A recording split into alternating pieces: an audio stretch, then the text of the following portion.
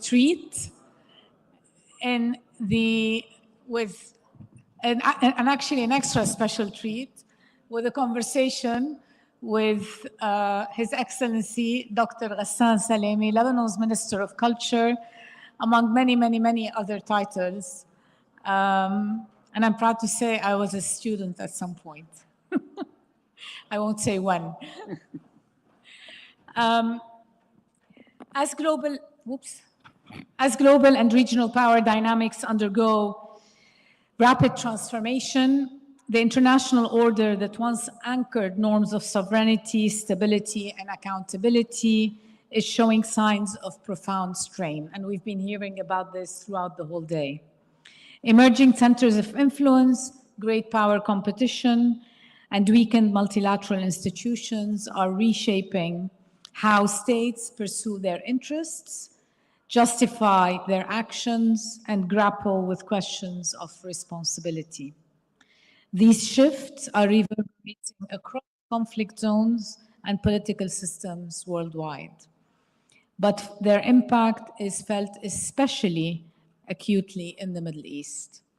From the devastation in Gaza to Syria's prolonged cycle of unchecked abuses and violence, many of the region's gravest injustices have unfolded without accountability, frequently met with international indifference or even complicity.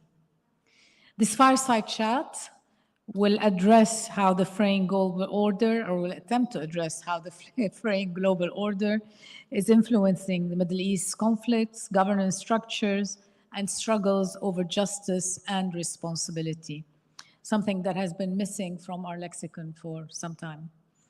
In particular, the discussion will cover possibilities that exist in a world marked by competing powers, contested institutions, and unresolved historical grievances. Let me begin with the first question, Dr. Salemi. Around the world today, we see weakened multilateral institutions, not least of which is the Security Council, the International, the UN, among others, rising multipolarity and growing great power impunity.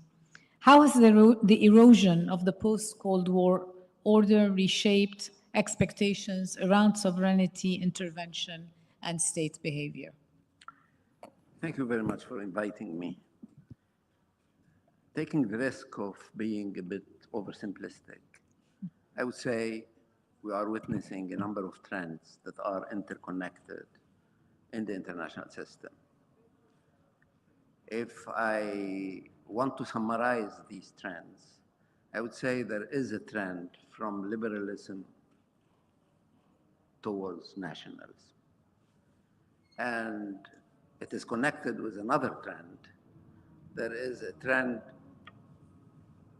going from norm-based system into a transactional system. I would add to that on the economic side, there is a trend from free trade towards protectionism. And if I want to look at power, there is certainly a trend from obsession with increasing the state's soft power into a return towards increasing the state's hard power, and notably military one. And this is obvious in military budgeting evolution in the past 2-3 years. And if you want to add something to it, you would say there is a trend from multilateralism towards individualism. So the trends have somehow reversed to what they used to be in the immediate end of the Cold War. It didn't start yesterday. It didn't certainly start with the election of Donald Trump. It started before that, probably around the year 2007, 2008. And in this trend, in this reversal of trends, the Middle East is viewed usually as being on the receiving end. Like what is happening on the international level necessarily have something to do with the Middle East or some impact on the Middle East. I would invite you to revisit that paradigm and to think how much the Middle East itself is a vehicle for the transformation of the international system. Because our part of the world is not a marginal one, unfortunately. And it is not only on the receiving end. In fact, it can amplify trends in the international system or limit them.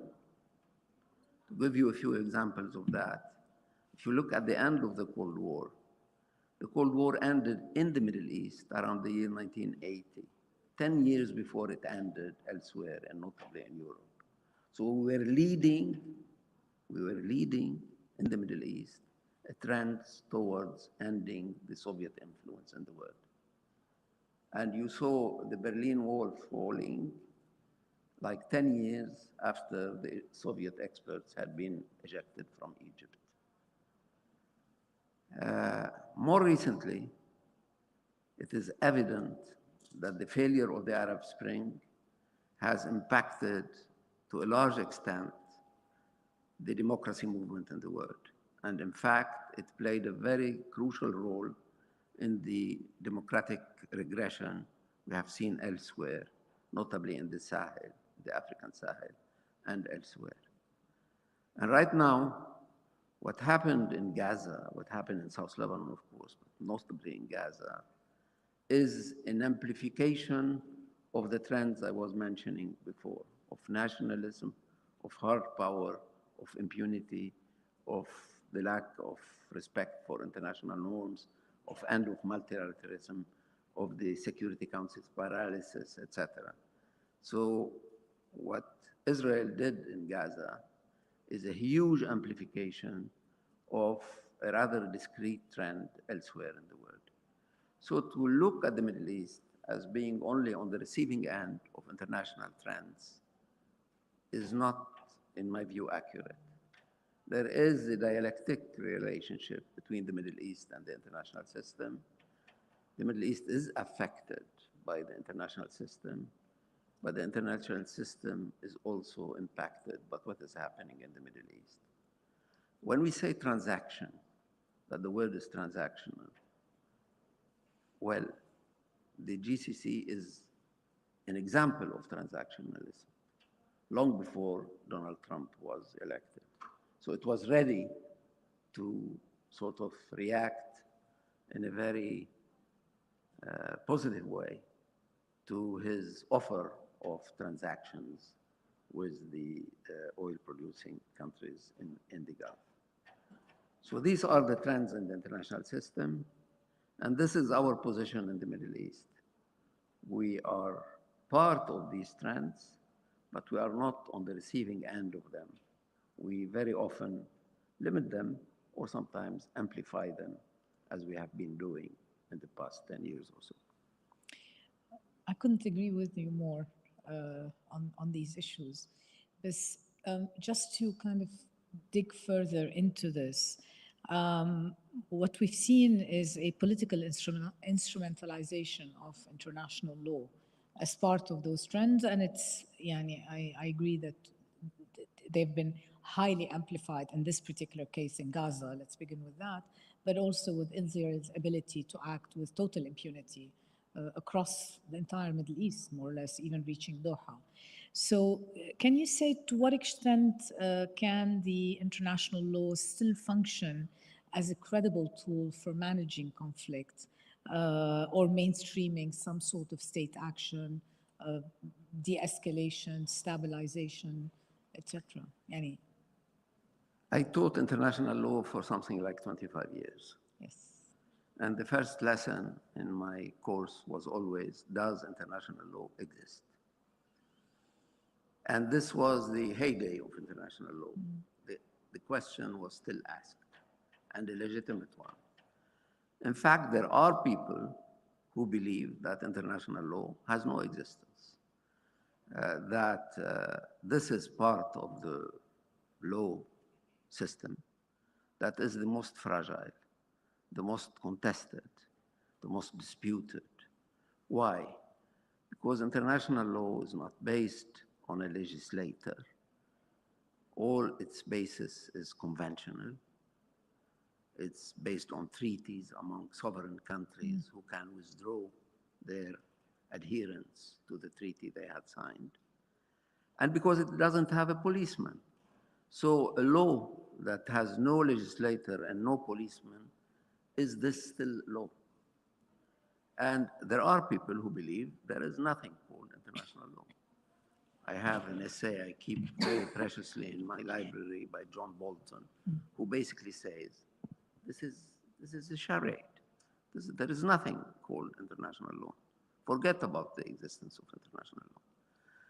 So when you have all these trends in the international system taking place, it brings back the question to what extent international law is real,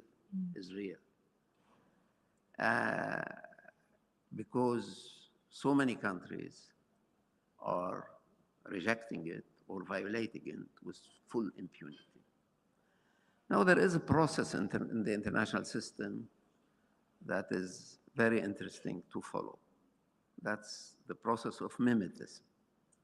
Usually, states spend a lot of time observing other states, and therefore defining their behavior vis-a-vis the other state's behavior. And this applies in particular to mid-sized powers and small powers. They keep looking at the great powers and see how they are behaving and adjusting their behavior to theirs.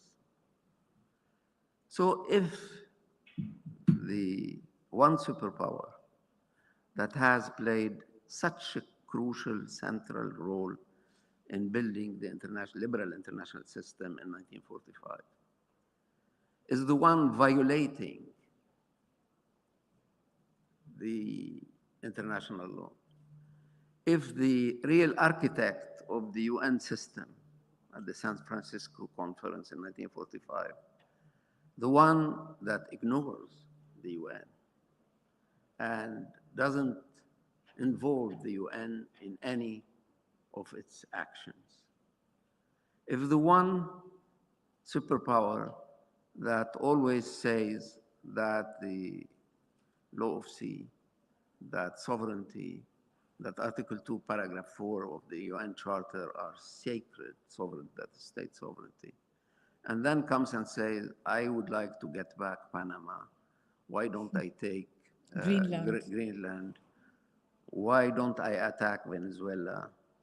Why don't I give a lot of weapons to Israel while Israel is so clearly violating international humanitarian law? If that superpower behaves in that way, the other 192 states look at that and say, what do I do? Why should I respect international law?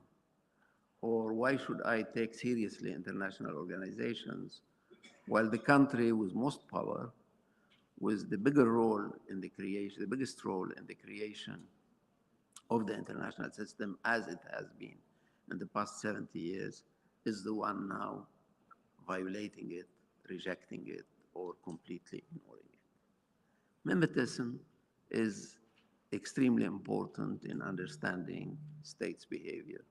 And since the big powers are behaving in that way, why should mid-sized power and small powers behave differently? Well, what I find interesting is that we've seen also a trend with the kind of paralysis at the Security Council. I don't know whether we'd call it a trend, but certainly more and more countries turning towards the ICJ, the International Court of Justice, as at least the global court, the place where even though they might get some ruling in their favor to address their grievances, even though unlikely whatever ruling comes out is unlikely to be implemented. Do you see this trend? I mean, it indicates to my mind that there still is a need for some sort of international, some sort of global set of institutions that help arbitrate conflicts and address grievances. The trends, as I have described them at the beginning of this conversation, are very detrimental to the UN system. Yes. In many ways, in many ways. Now, it so happens that the UN system is not an island, it is an archipelago, in fact, with different islands. The central island is the Security Council, and this is, to a large extent, dysfunctional, almost as dysfunctional as the Lebanese bureaucracy, very dysfunctional. But there are other islands that are in a better shape, notably a few agencies around, UNICEF, HCR, you name them. I think when the winds are very, very hostile to your ideas, you better maintain, preserve those parts of the system that are still functional. And that's the challenge we are having now. How to keep the active, the still functional part of the UN system alive, while the Security Council is not working properly, and while many institutions, such as the UN General Assembly or the ICJ, are becoming only like platforms to express yourself rather than to decide anything on the ground. And when all this is leading to the tragic collapse in the financial contribution by states to those agencies, as we have seen with most of these agencies recently, the World Food Program, the HCR, the UNICEF, and others. Therefore, yes, the big question here is the following, in my modest view. To what extent these trends I have mentioned at the beginning are reversible, or they are irreversible? I may be accused of extreme optimism by saying the following. I think they are reversible. I think a moment will come where this cycle of nationalism, protectionism, individualism, transactionalism is going to end, because it's a cycle. And we are at the middle of the cycle, so we can't see beyond it.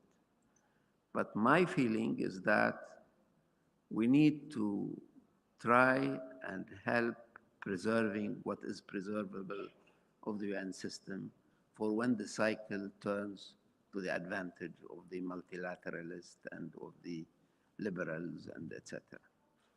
But the question is there, what is reversible and what is not reversible? There are a few things that are probably irreversible.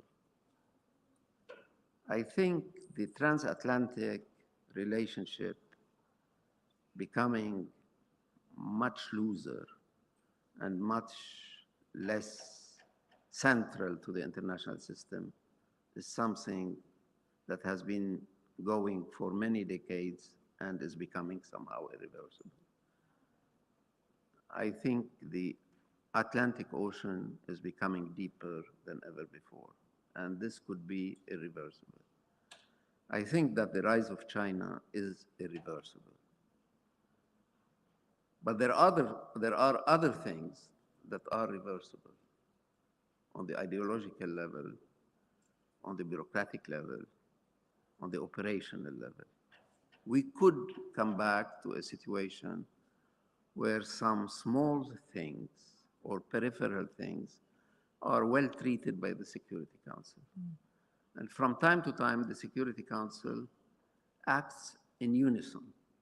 It doesn't act necessarily all the time the way it acted on Ukraine, that is almost zero, or the Middle East, less than zero. In some other parts of the world, the Security Council is still somehow operational. So this could increase slowly if this ideological wave now we are witnessing now somehow dies down in the years to come. The question, if you accept the principle or the idea that most of what we are witnessing is reversible, then the question, when it will be reversed.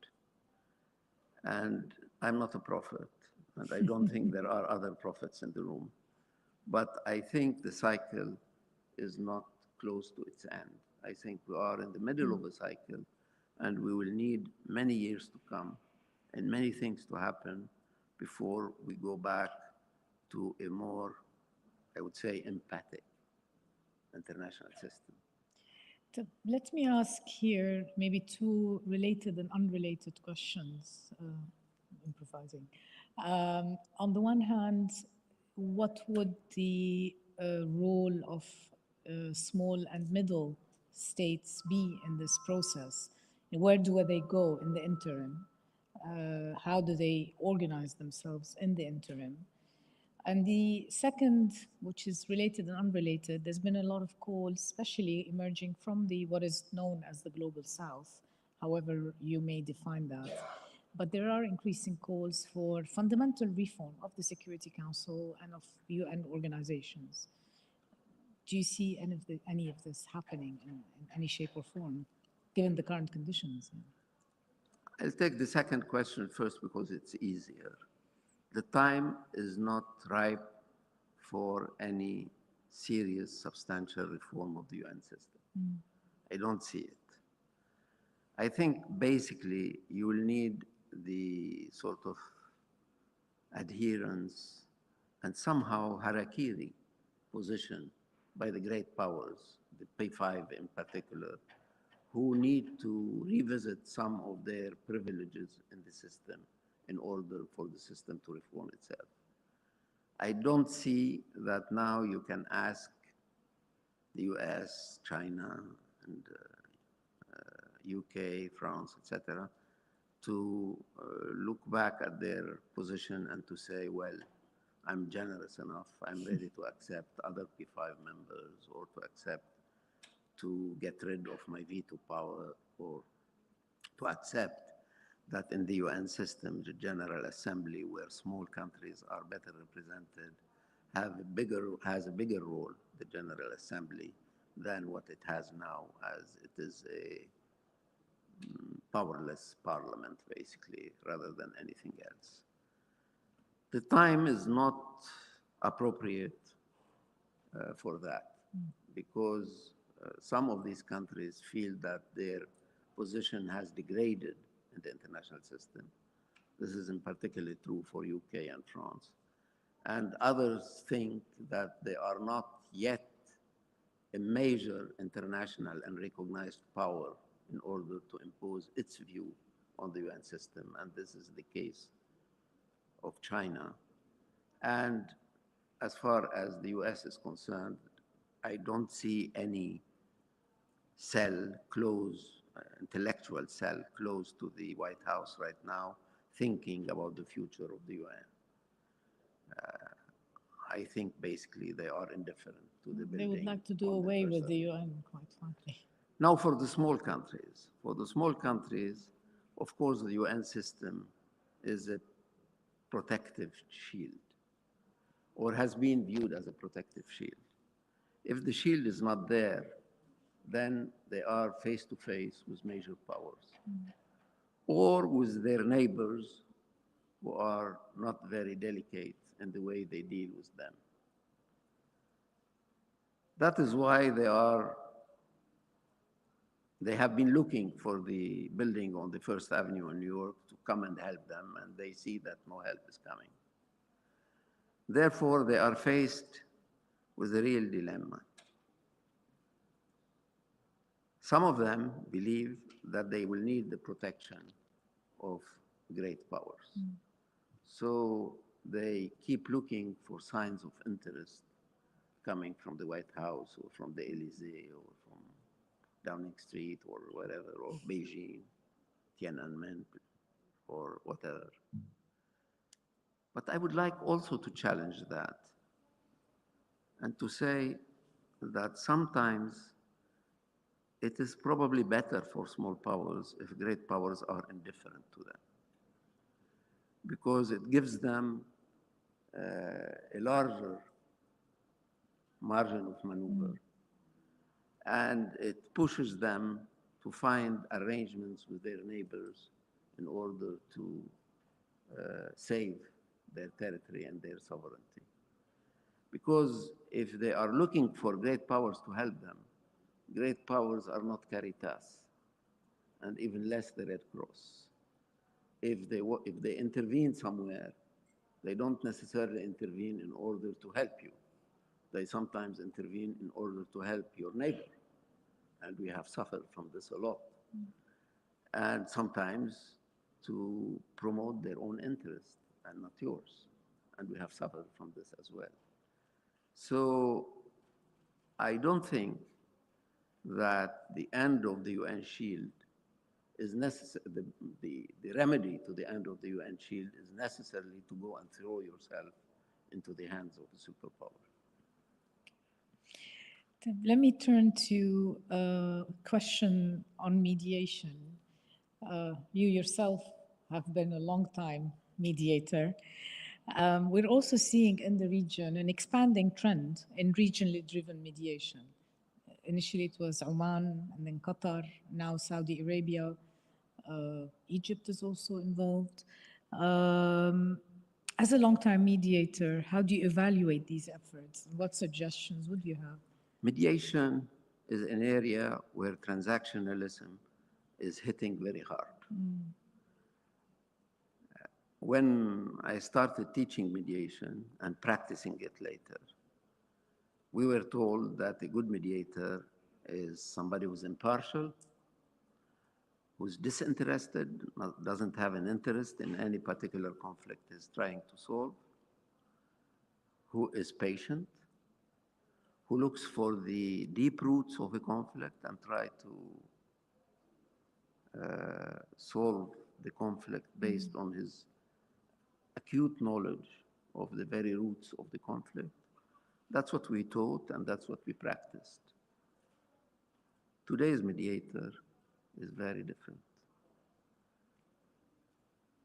Mr. Trump, since I haven't mentioned his name so far, it is time that I do that, shouts to the whole world that he's producing peace when he produces a small ceasefire, vulnerable, reversible ceasefire somewhere in the world. India and Pakistan and wants are a Nobel Prize, and wants a Nobel Prize for it, yes. This is another story.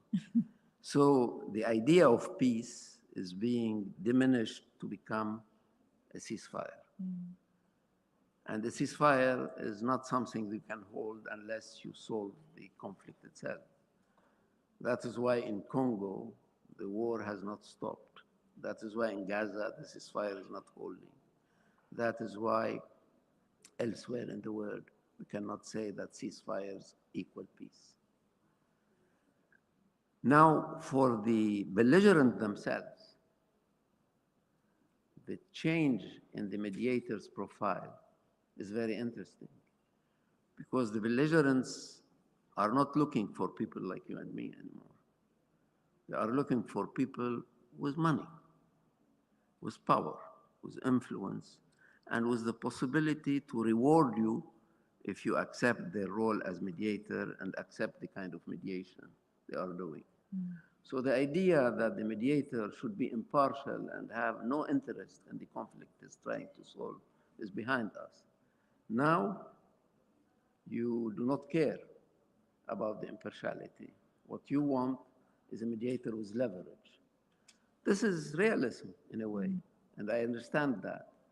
The problem is that impartiality is put aside and the implementation of law or what is considered as international law is not the issue.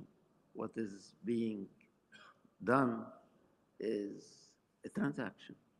A transaction not so much between the belligerents themselves, but each of them with the mediator who has enough leverage and checks to write and promises to make and Rivieras to dream of, that he's putting on the table.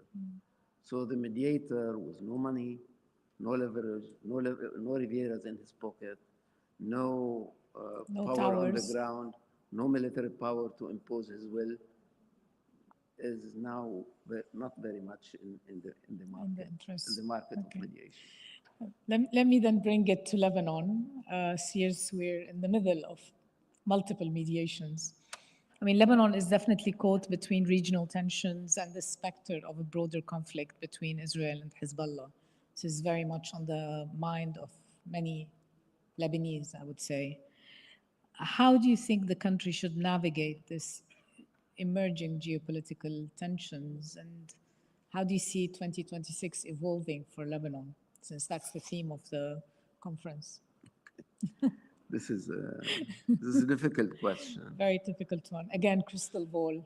But let me say one thing that is related to what I was saying just before.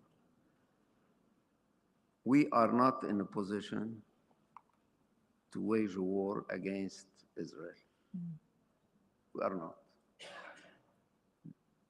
for obvious reasons.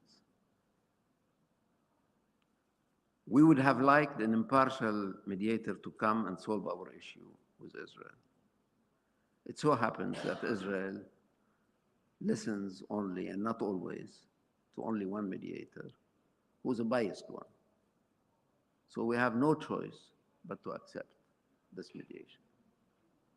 It's not nice to say. It's not nice to recognize. It's very difficult for us to recognize.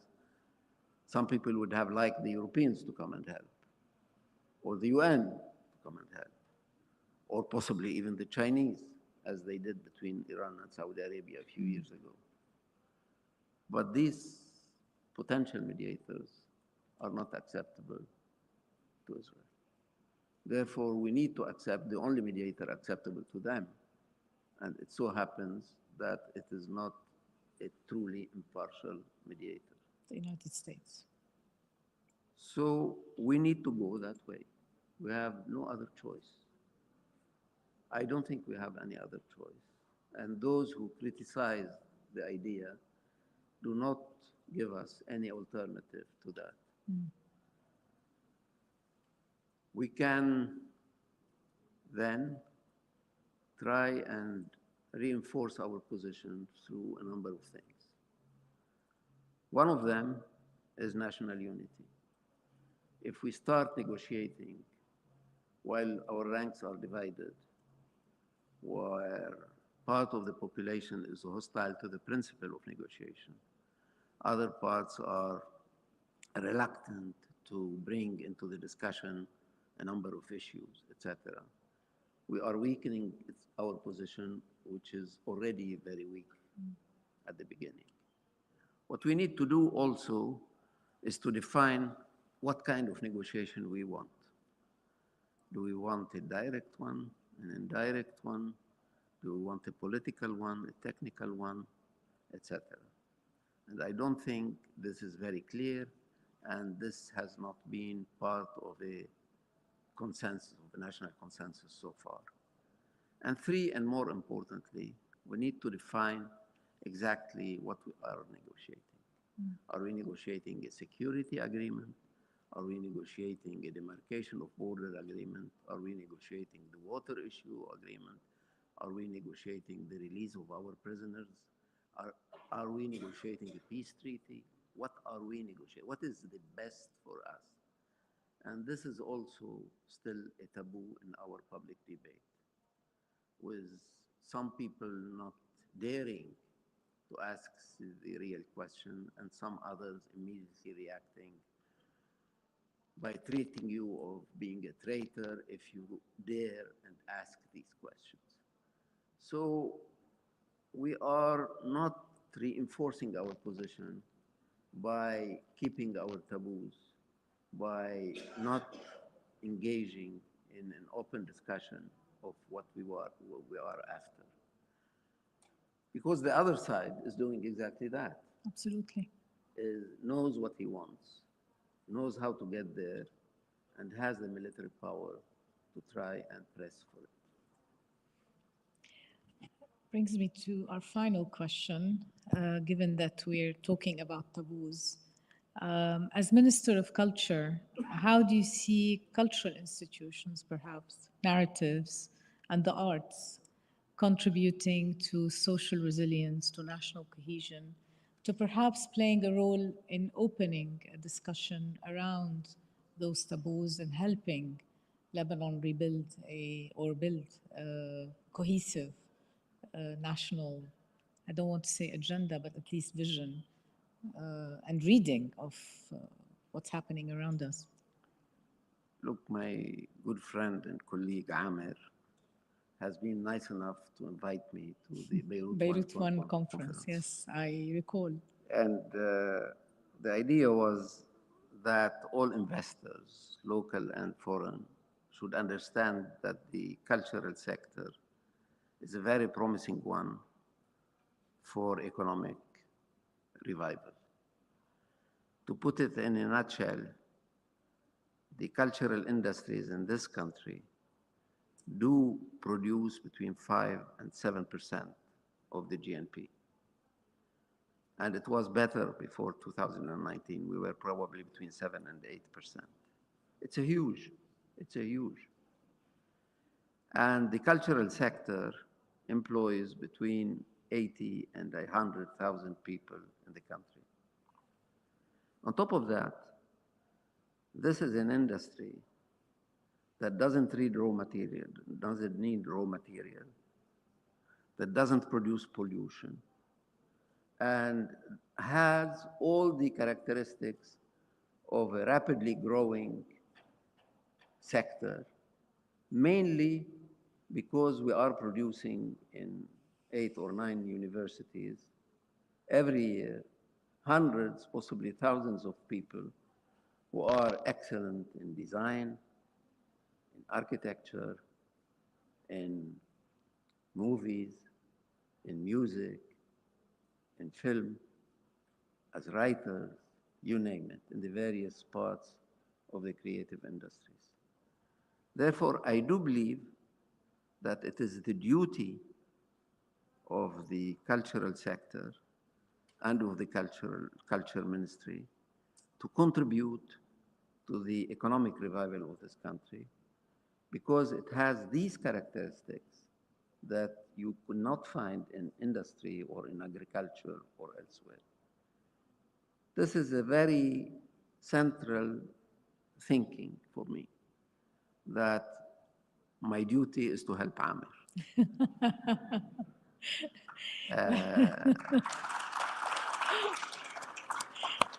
But culture is also something else. Culture is also the expression of the collective identity of a people.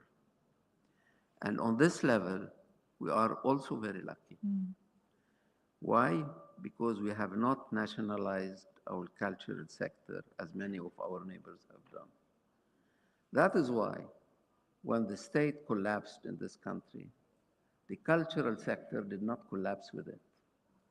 And in fact, there is no day that passes when you don't have a new exhibition, a new theater, a new movie, a new concert, whatever you want. Why is that so? Imagine for a second that we have nationalized the National Orchestra or the painting or the printing press or whatever you have in mind in the industry. Imagine for a second that all this was nationalized. And we are now with a budget that says, literally, in my budget at the ministry, support for the film industry, 0. Support for the theater, 0. Support for painters, 0. Imagine that you have such a budget and all these activities have been nationalized. We would have been in a cultural Sahara. Desert. Sahara. Fortunately, we didn't do that. Therefore, when the state finances collapsed the way they have collapsed, and they are not going to recover before a few years, really recover, the culture was still there. And while the collapse was general, people were still painting and writing and doing movies and etc. This is a chance. This is almost a miracle. we have. And we need to use that in order to build something more ambitious with the help of the cultural sector. And that's why the ministry is getting into places that were foreign to it. Human rights, unions, production of unions, help with the labor law, things where the Minister of Culture was not expected, but this Minister is running. Is very much there. Yeah. On this note, and very uplifting note, I'd like to thank you, Your Excellency, for joining us today and for what I think was a very profound and maybe optimistic somehow conversation. Thank you so much.